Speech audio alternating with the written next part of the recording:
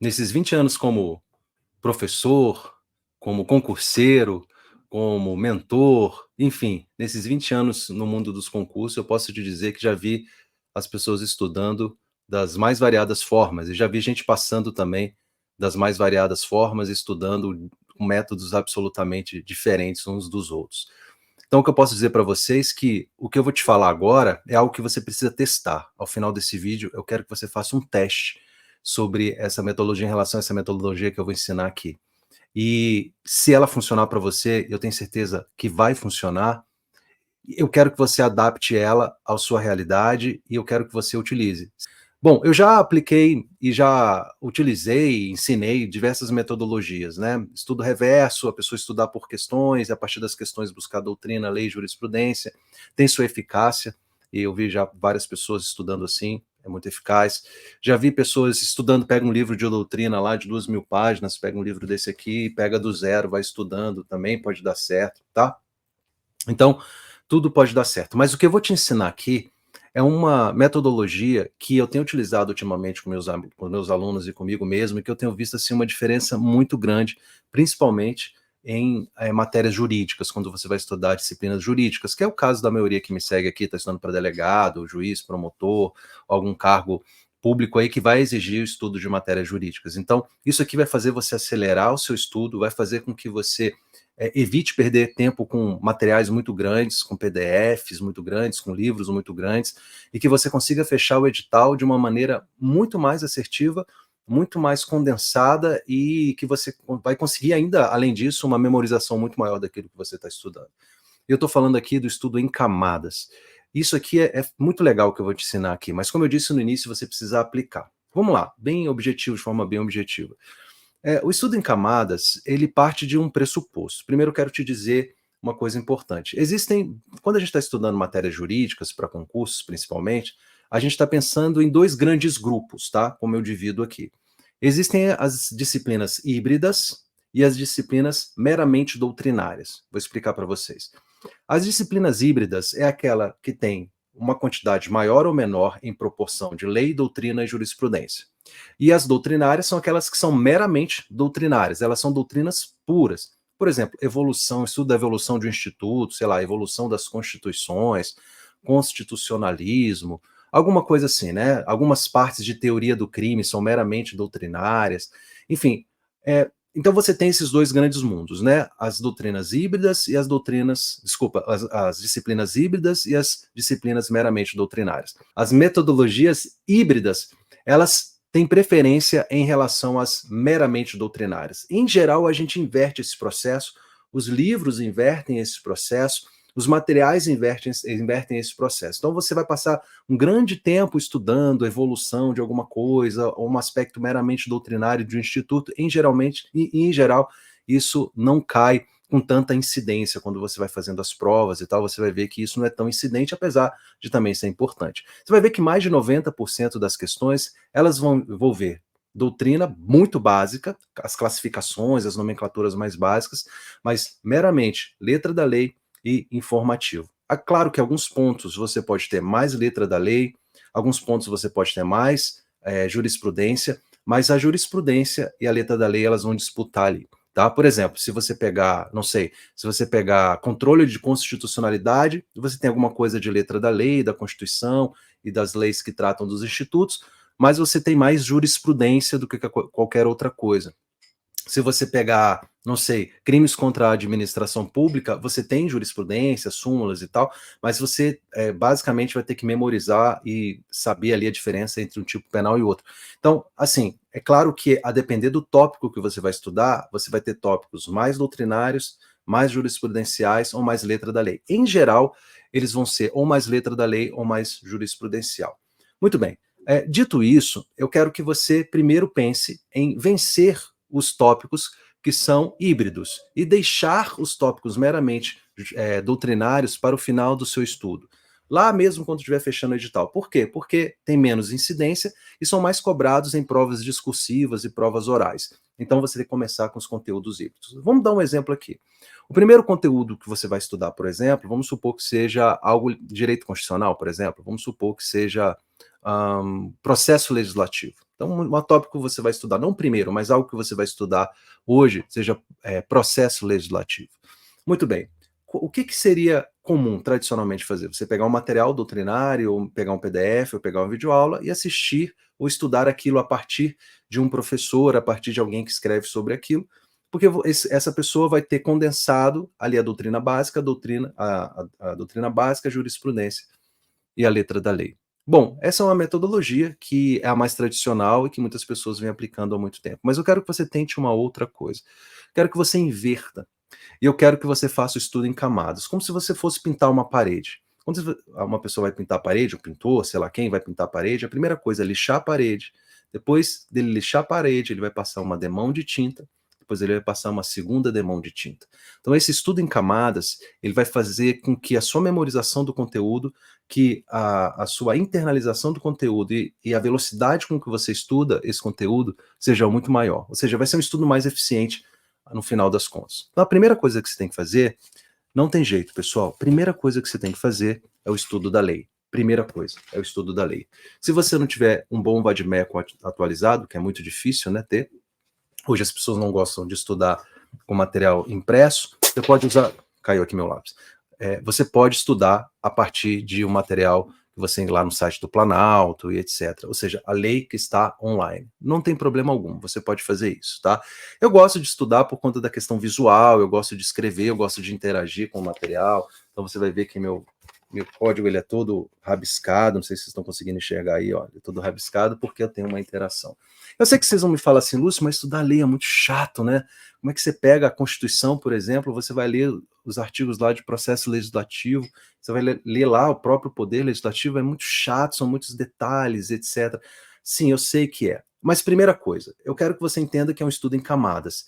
Isso vai ser a primeira camada do seu estudo sobre aquele tópico híbrido.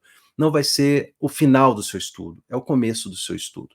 A segunda coisa é que eu já falei em outro vídeo aqui, um livro que eu falo como eu fiquei viciado em estudar a lei seca, que o estudo da lei seca, para ele não se tornar chato, ele tem que ser um estudo ativo. E eu deixei um vídeo aqui para te falar como é que você vai fazer isso. Basicamente, fazendo uma leitura não passiva da lei, mas uma leitura dialogada com a lei, se perguntando, fazendo perguntas, e usando inteligência artificial para criar questionários, para criar questões potenciais de prova em relação àquilo que você acabou de ler. Então, porque seu estudo não fique só passivo ali, lendo aquele material, que realmente é muito chato.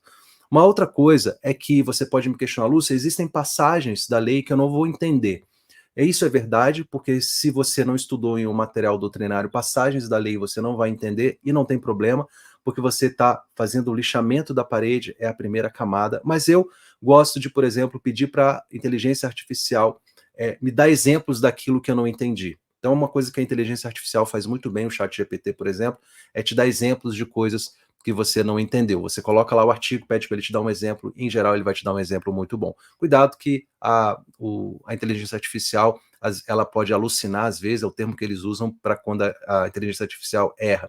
Então, mas de qualquer forma é uma coisa que eu tenho utilizado bastante, tudo bem? Então essa é a primeira camada. Você vai selecionar lá alguns artigos, vamos supor, os artigos referentes ao processo legislativo, você vai fazer uma leitura atenta, dialogada, você vai fazer uma leitura ativa, rabiscando, pontuando, memorizando, criando questões imaginárias sobre aquilo, verdadeiro ou falso, e você vai fazer essa primeira passagem.